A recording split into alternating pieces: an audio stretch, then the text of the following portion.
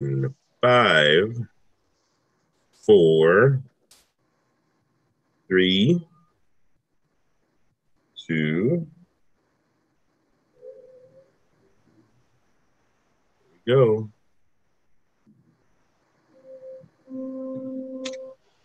All right. Welcome, everybody. Welcome. I'm going to give it a second here. Just got to make sure we're being broadcasted. But again, today we have Farah Finkelstein, and she is going to talk to us today about how to hit our target market. For those of you who are entrepreneurs, you have your own business, you have a friend that has his own business, you know someone whose online business isn't doing so well. Well, you need to get them on the line right now because Farah is going to tell us how we can hit our target market. Oh my goodness. You really want to get everyone that you know on the line right now. If you know that they have their own business, you'll be doing them a favor.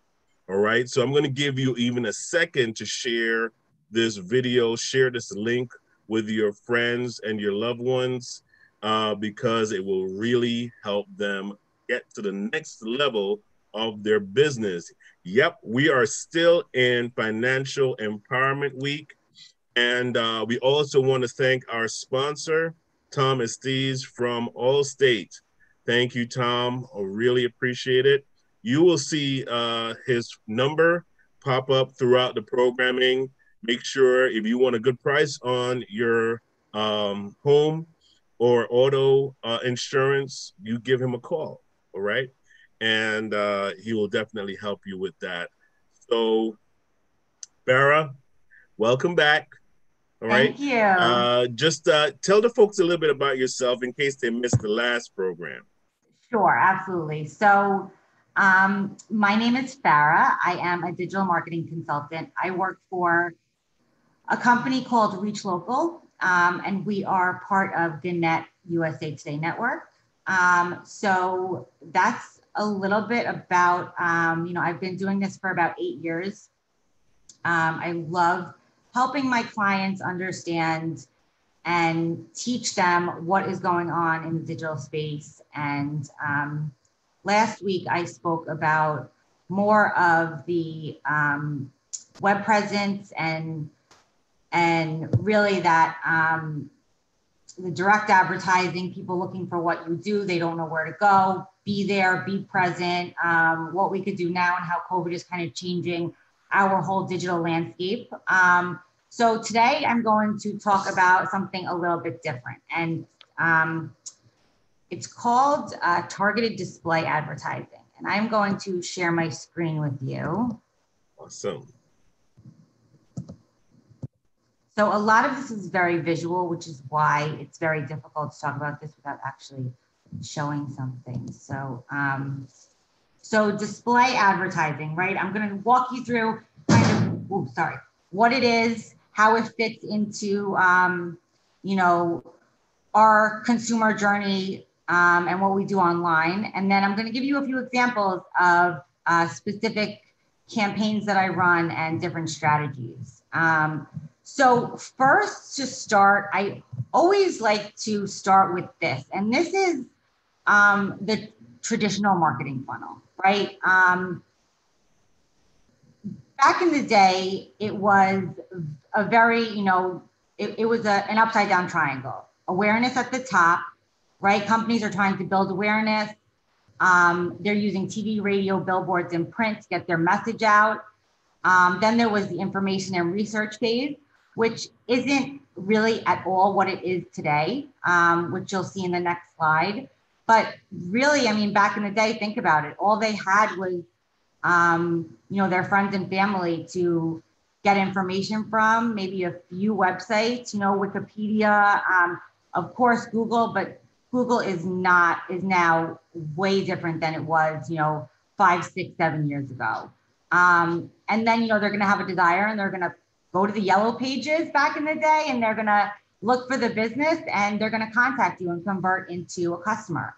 And also the way that they were able to target was very, very different, right? So it was kind of, we call it a spray and pray model. I heard that term once. And I love that because it's really like, you're spraying or you're trying to get your message out to hundreds and thousands and millions of people. And it's not very targeted. There weren't very many targeting options like there are now. Maybe you could have targeted by location, age, and gender. And that was really it. So today, obviously, that funnel is very different because there's so many different media points and ways where people can become aware of your service or your product. And there's also a lot of different ways where they can get information and read reviews and ask their friends and family and, put out a question online. And the reach is just so much bigger for consumers as well as businesses. And a lot of times business owners, they don't really understand or they don't know how to really get their message in front of a consumer wherever they search online, wherever they surf online, and wherever they socialize, right? So this is also going back to the, someone looks at their phone 150 times a day. So think about the opportunity that is for a business owner to be in front of their potential customer, really whenever they're looking at their phone, whenever they're online on a tablet or a desktop. Now that we're home more, I think that people are using desktops and laptops a little bit more. So it's really important to keep that in mind. So I want to talk about how we target these consumers, right? So when Reach Local was acquired by the USA Today Network, we really were able to, grow our market size, and we gained a large audience that we never had access to before. So just talking about like the scope of the USA Today Network and really the reach that we have over 5,000 journalists across the country. We're in 46 states. We have over 300,000 clients. We reach about 1 in 2 US adults, and our news sites get over 175 million unique visitors every single month, right? So that is a huge amount of data that we have on our customers and our readers and what they're doing online from the beginning of their, research and awareness phase to the end of their journey where potentially they turn into a customer. Our audience on the USA Today Network is pretty affluent. And when I say affluent, I mean our audience has a 14% higher income than the general population. 67% of our readership is employed. And the average age is about 48. So, this is our audience, right? It's not really just about the collective sum of our audience that brings value to the campaigns that we run for our clients, but the real power is our ability to, really reach a niche audience with mass and scale at the same time. So we connect brands with our audiences, not just by age and gender alone, but by a whole bunch of different factors like life stage, lifestyle, interest, behaviors, passions, employment, titles. So I'm gonna kind of show you what that looks like as far as strategies and tactics that you can implement and that I implement also for my businesses. So site retargeting, and again, just going back here, a lot of times people don't understand where display ads show up. They're going to show up on really any website that allows an ad to show. And you see these ads all the time when you're searching on your, on news sites. They come up on weather.com. They come up on blog articles. And again, we can show these ads on the USA Today Network sites. So one tactic that I always think is super important for any business who has somewhat of a longer buying journey than an emergency service business, would be site retargeting. And you see this all the time. When you go to a website, you leave and then you see ads constantly over and over again throughout the next 30 days, right? The reason why we do this is because usually people are going to need to see an ad about 7 times before they actually make a decision. So staying in front of those customers and staying in front of those people that have had an interest and have been to your site already is really, really important. We can also target users who are viewing and reading certain blogs or articles that contain certain keywords, right? So this was an article that I was reading this morning, 23 best skincare products that will help you the most amazing skin of your life, right? This would be a great article for, let's say, a dermatologist or a cosmetic product company to show their ads on.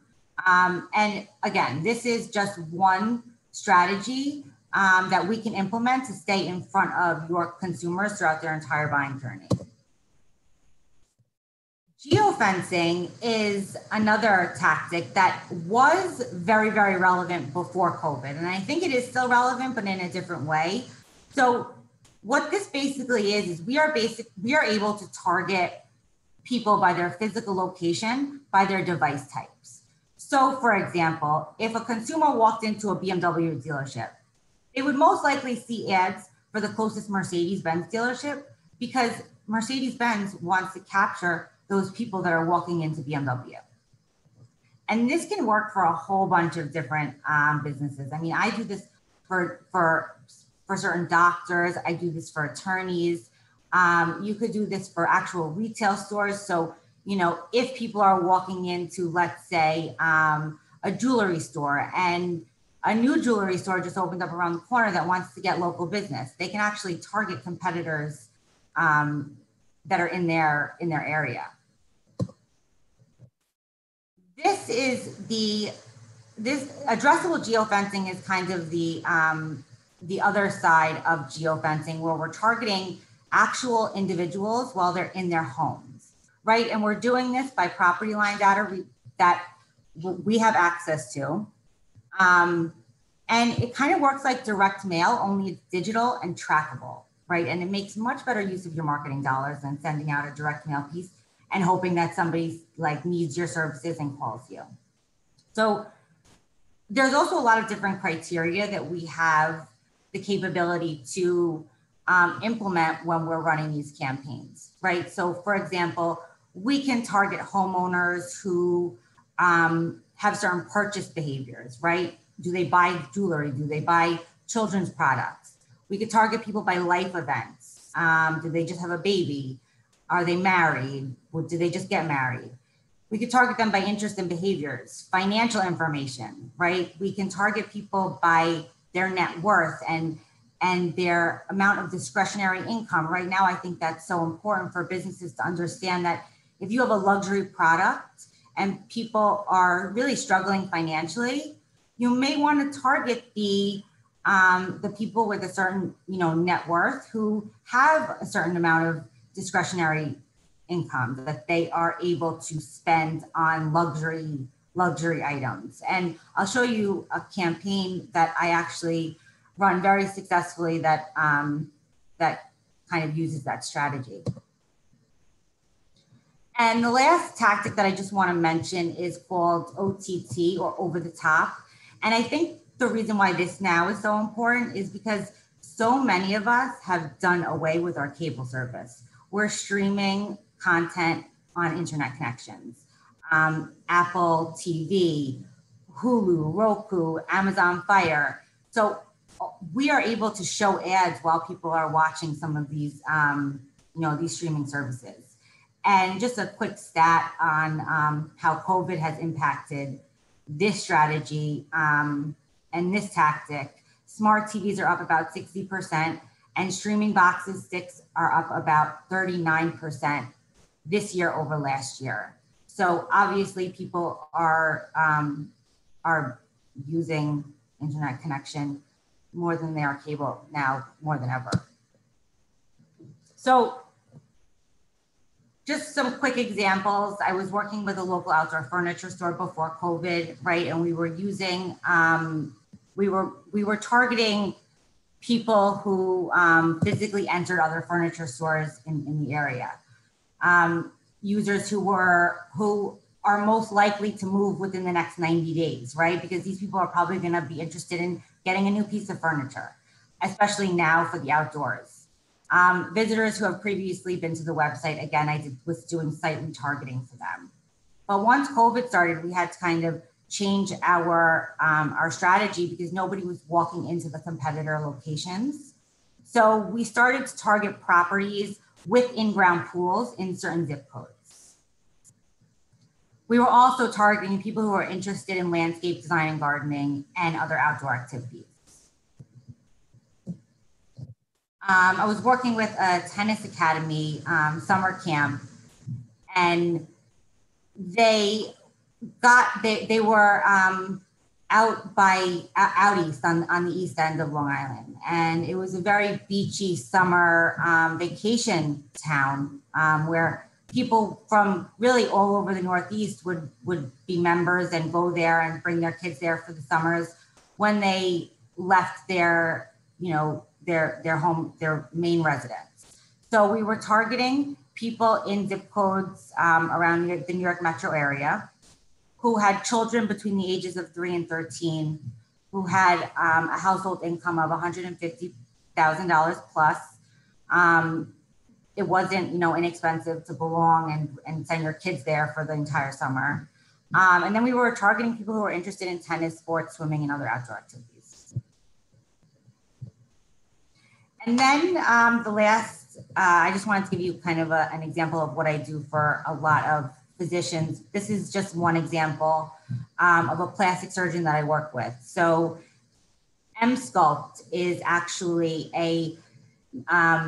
it's a non-surgical way to basically build muscle and burn fat with no sweat required, right? So it straps around your stomach, and they say about 30 minutes is equal to 20,000 crunches. So this is a machine that a lot of plastic surgeons now offer to their patients. So when a client that I work with first got the machine, we decided it wasn't a very known machine yet, and it wasn't a very known procedure or treatment, if you want to call it. So we were targeting women between the ages of 30 to 50 who were interested in fitness and weight loss, who were interested in liposuction, right? Because they may also be interested in this after they have that procedure done. And it wasn't an inexpensive 30-minute treatment. So we were also targeting people with a higher discretionary income than the general population. So these are all just ideas, and I try to really be creative, especially now more than ever, because we're doing things so differently, and we really have to try to, again, adapt to all the changes that are going on. We are not able to see ads like we used to when we went to work every day on the highways and, on the radio. And, so it gives us all a reason to kind of look at the positive side and know that there is always a way to, generate new business even if you're not really familiar and sure of what to do and how to do it. That's why people like me exist. That's why companies like mine, like the USA Today Network and Reach Local, are here really to just help you understand and come up with the best strategy for the right time. So with that, I will pause and stop and see if there are any questions.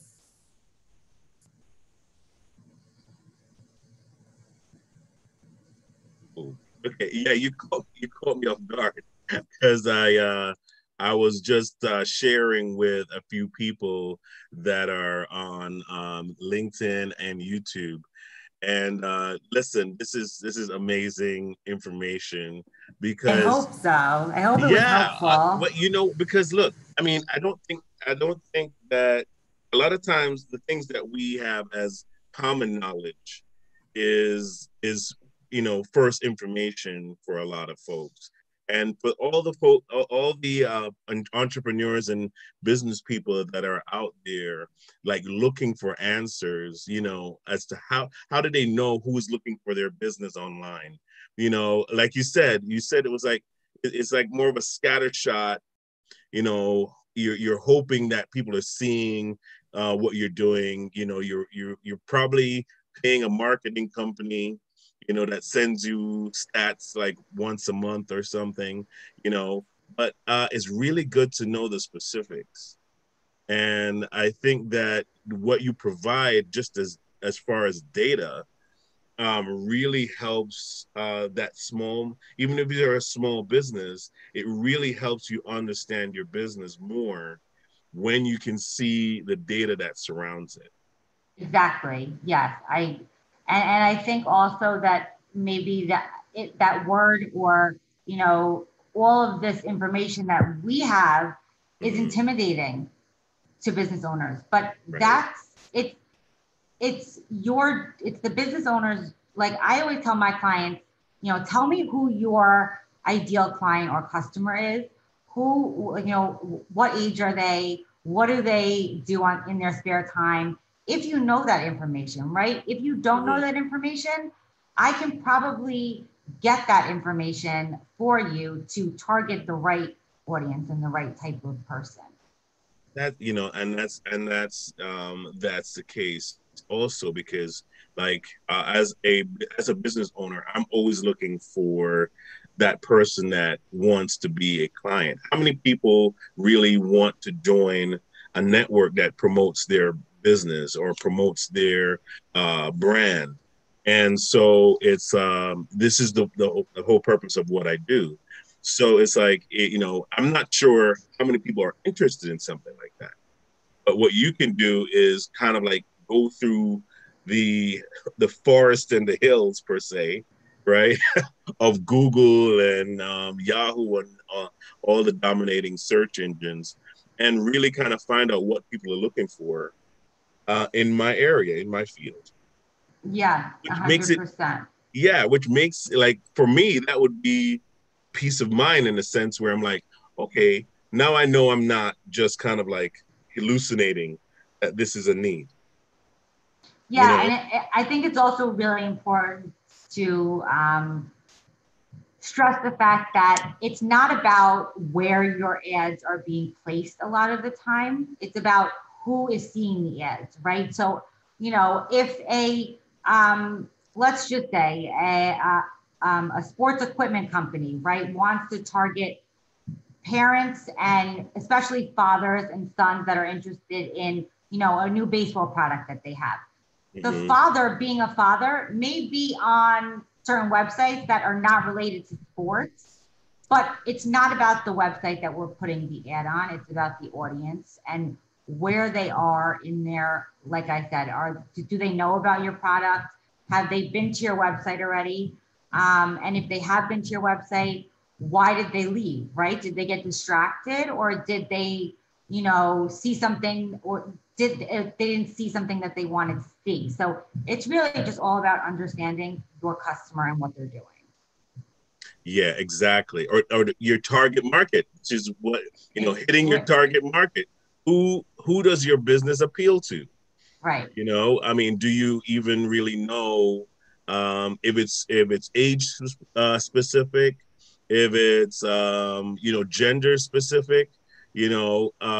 All these different factors really curtail on how you market your business, right? How the Yep. wording you use. Yeah, go ahead.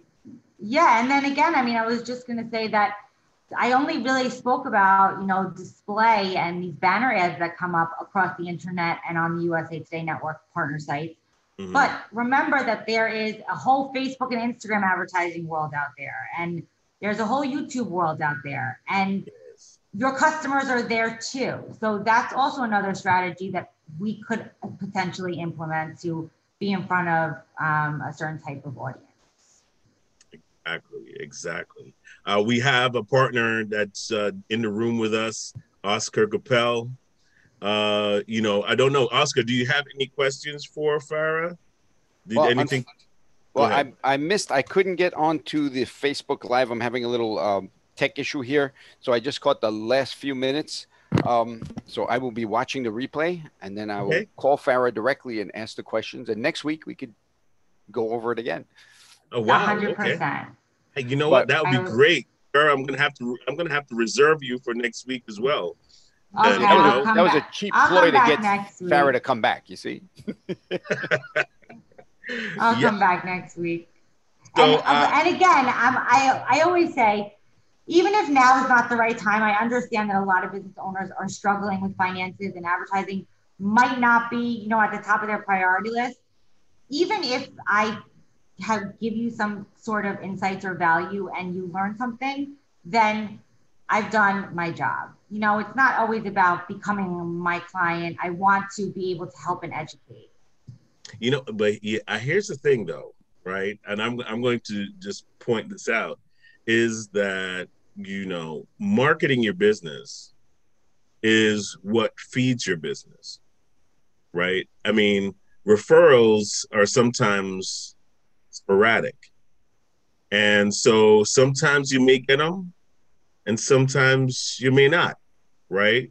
And so you need to have that agent that is constantly working for you to kind of generate new business, especially if your business is now went from storefront to being an online business.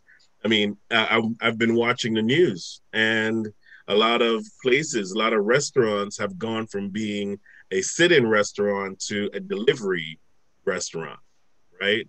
And so now they have to be aware of what is my demographic, because I was used to the customer walking by my restaurant, walking in, buying a sandwich, walking back out.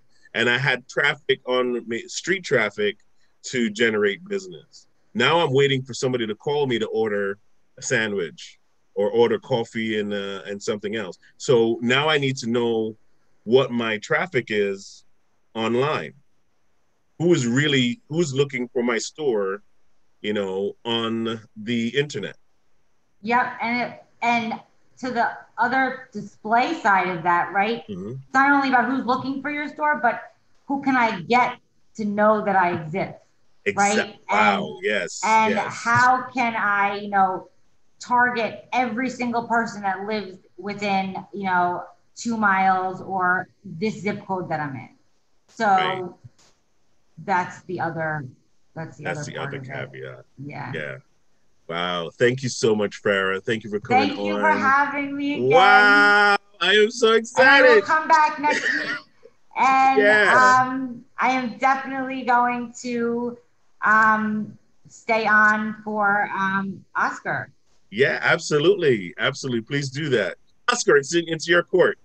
It's in my court. Thanks so It's in much. your court. Sarah, Farah, one thing that I heard yesterday, which is really, it was really wild. It's who's letting your customers down.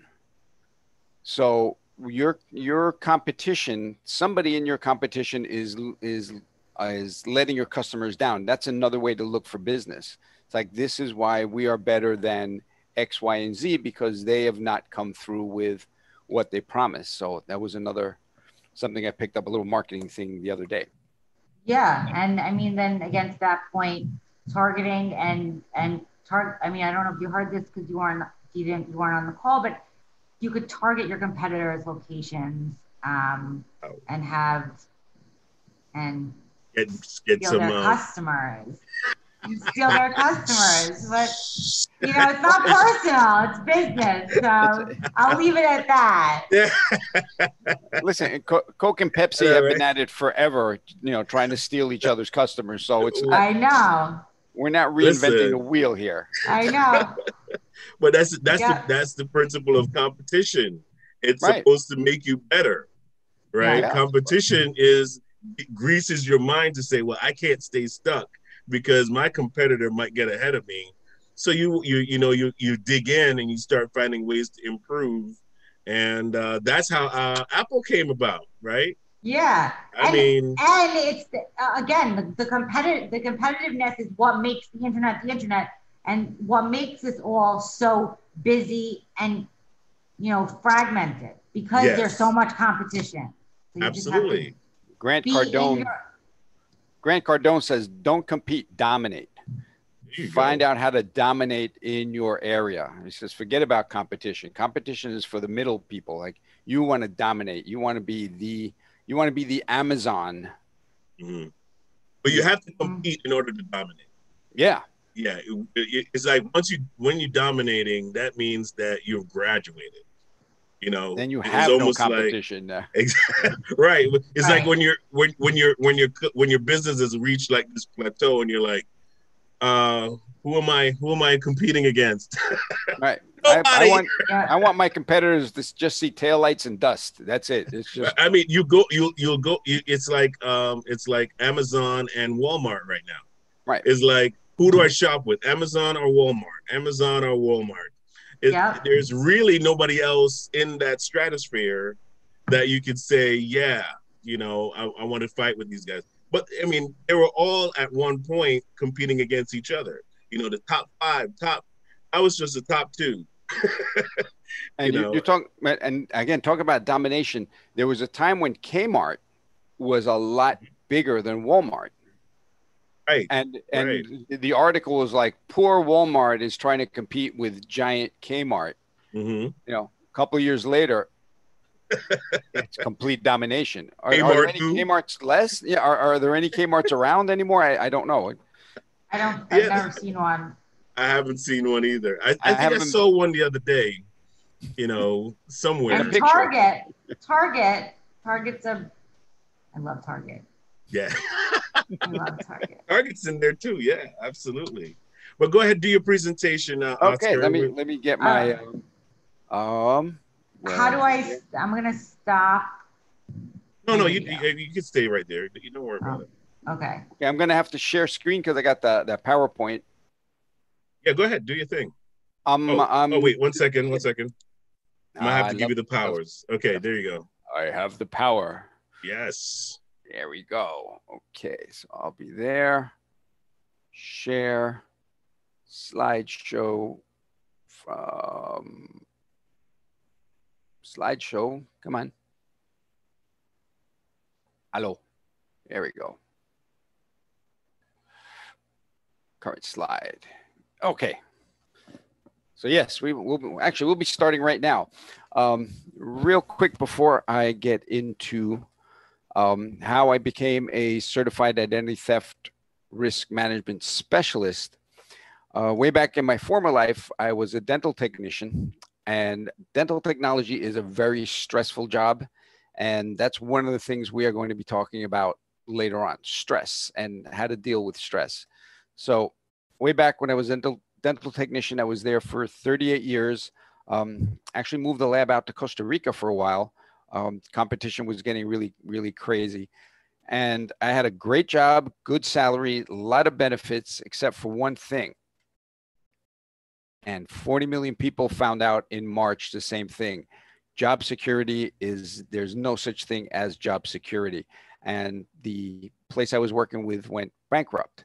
So a lot of people are finding themselves in a situation. What do I do now? I need another job. I need to do something. One thing people can do is start businesses on their own. And this Mike Malio, I know about, went from homeless to millionaire doing recycling of metal. So we are in an era now that is called the gig economy. So you're finding ways to build income out of your, become a phoenix, rise from the ashes, as Phil says. So I was on TV and we talk about cybersecurity. And one of the things I talk about in Legal Shield and ID Shield is the problem with cybersecurity and identity theft.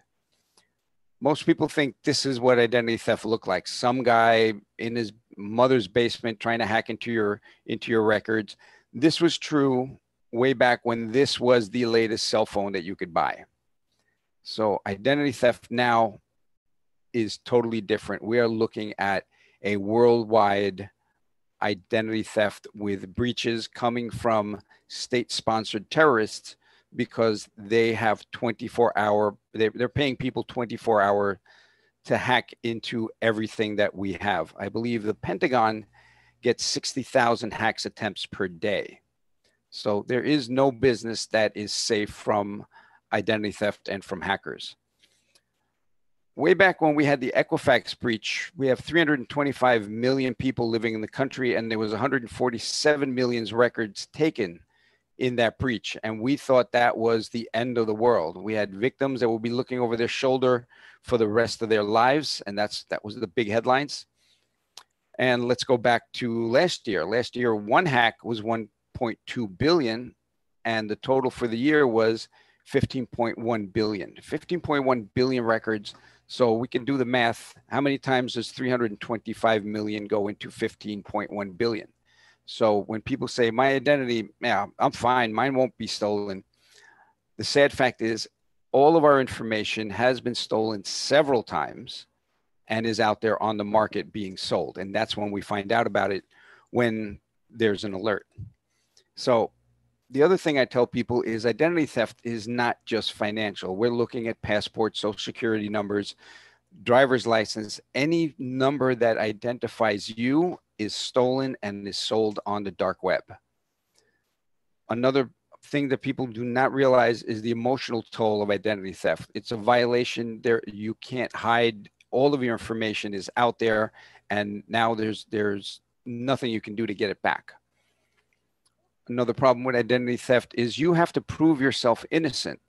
Gerber Guzman was arrested twice, 2 different times, spent 2 weeks in jail for a crime he didn't commit because his driver's license was used as identification, and the crime required the person to be arrested. So poor Mr. Guzman got arrested twice for that. Bad thing about identity theft is there is no demographic. There's no gender, race, or anything. This was the oldest man in America, had his bank account taken. And also this girl at 3 years old had her identity used and is now $750,000 in debt at 12. Try to get a college loan when everything says that you are in debt. The other problem is medical identity theft, because since banks are really cutting down on the types of financial identity theft you can do with a lot of blocks. I mean, everybody's got an alert on their phone. If somebody charges anything over, mine is set for $40. Anything over $40, I will get an alert. So the thieves are going to different types of identities because they're not looking for your identity. They're looking to sell your information. So if banking is not sellable, now what is sellable? Medical identity theft. This is the most dangerous because if, let's say, I still steal Phil's identity and I use his medical card to go get medical treatment, and I have diabetes, I have other illnesses, whatever is on my medical record is now also permanently on Phil's medical record. So if he goes to the hospital in an emergency and there are 2 different blood types on that medical record, it's going to be tough to find out which is his real blood type. So that I call this is the deadliest type of identity theft. So to try to fix it yourself is a problem because it is so complicated, especially medical, with the laws that do not allow you. Here's the fun part. If I'm using my medical record and I merged it with Phil can't even look at his own medical record because of the HIPAA laws. So he cannot look at his medical record to find out what is really him and what is not him, because my records are in there now. So that is absolutely nuts, but that's the law. This is why you need licensed private investigators to do that job. We'll talk about that later. So there are companies that go out there and do monitoring, some better than others. This one is not the best one to use. If you grab any paper, you'll see what happens with the law coming down on them. Morgan Wright, who is the U.S. State Department senior anti-terror advisor, when they were talking about the Equifax breach, said, I have ID Shield because they have actual investigators. And that is what I was talking about earlier. If you don't have a licensed private investigator to restore your identity, it's a waste of money. All you're being told is your identity, your numbers have been used, and now you have to go fix it yourself. So that's not what you want to pay a monitoring service to do. ID Shield compared to the national leader. Everything that you see there in red is what they do not cover, and every little check mark is what we do cover for about half the price. So we tell people don't get ripped off twice, one by the thief and the other by the company that's supposed to be doing your monitoring.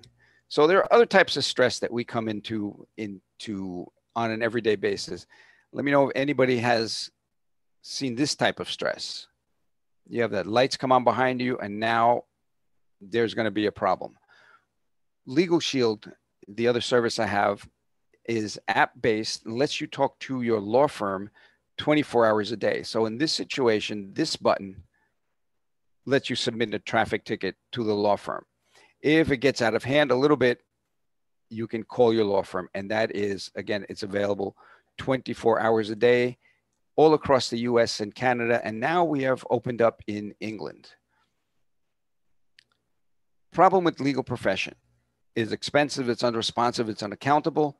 And what Legal Shield has done is used the same type of marketing as, let's say, Uber, that's using disruptive innovation. They make it easier, simpler, more affordable. Same thing with Netflix. And Netflix, I like to talk about lawyers and the way law is practiced now and the way it's being practiced through Legal Shield, where Blockbuster would be your pay by the hour lawyer. And once you hang up the phone and you call again, you start another hour of legal time, and the meter starts running. Netflix says, hey, if you give us whatever their monthly subscription is, we will let you watch any movie anytime you want, as often as you like, without having to repay for that movie. So that is exactly what Legal Shield does. It's the disruptive innovation is it lets you, for one price, access your law firm and not only ask questions, but you can also get your will, living will, healthcare power of attorney done, which is very important now because of the COVID going around. And we don't know if next week we are actually able to make our own decisions on health. So you need that set up ahead of time. The speeding ticket we talk about, preparing your will, we talked about a lot of things that is available through Legal Shield that is not available for the price point with a regular law firm. This is the law firm we use in New York. This is Feldman Kramer in Monaco. And if you see there up on top, it says Legal Plan Member Login. If you are part of Legal Shield, you can hit that little button. If not, you speak to Feldman Kramer in Monaco, but you do it on an hourly basis. And they are really good law firms, so they're a little on the pricey side. So that's what we've done. We've taken the expense, the unresponsiveness, and unaccountability out of the legal profession, because Legal Shield, the actual company that contracts these law firms, is in Ada, Oklahoma, and they monitor every single law firm to make sure they are the best law firms for their customers. So the law firms get paid once a month and they get paid in advance. So when I pick up the phone, I am their most important customer. This is how I used it for myself, which is I had a problem with Toyota. They fixed the car. They did a great job fixing it, but 2 years later, the part went bad. And when I went to Toyota, they said, sorry, but you're out of warranty by 1 year and 30,000 miles. Normally, that would have ended the conversation, but I spoke to my lawyers at Feldman Kramer in Monaco, and they sent what I call a motivational letter to Toyota. And guess what? The manager, same manager that told me there's a door, don't let it hit you on the way out, told me, Mr. Capel, we are really sorry for the misunderstanding. And here's your money back, and please call your lawyers off. That was a really good feeling. Another great thing we do is our group helps fund Operation Underground Railroad. And if you haven't heard about it, it is a nonprofit that hunts down child sex traffic rings, and they break up the rings, they arrest the sex traffickers, and then they rehabilitate the kids back into society. And that's pretty much what I'm really, really proud of, that connection to us. So what's your next step? Very easy. My app is available for download, and there should be a little video there to tell you all about Legal Shield and ID Shield and how it can help you sleep better at night. And one more thing that I do, if you're a business owner, I will run your business through a dark web scan. The people that I ran through here had their business was hacked and 30,623 pieces of information was stolen. And this is available for sale on the dark web because this is what we monitor, what is actually for sale. The most dangerous part of that is that PII, the 11,044, that is personally identifiable information of the customers that are using this website and that business. So these are customers' information that is now being sold, and that is a big problem for businesses now. There will be a security credit score for businesses in the future, and if you do not have a good, a security score, if you don't have a good security score, you will not be able to do business like you're used to. The banks will not lend money. Other businesses will not work with you, and trying to do work internationally will be impossible. So that is my presentation in a nutshell. There's my information. And Phil, I'm ready for questions from you or Fara or anyone else that's online.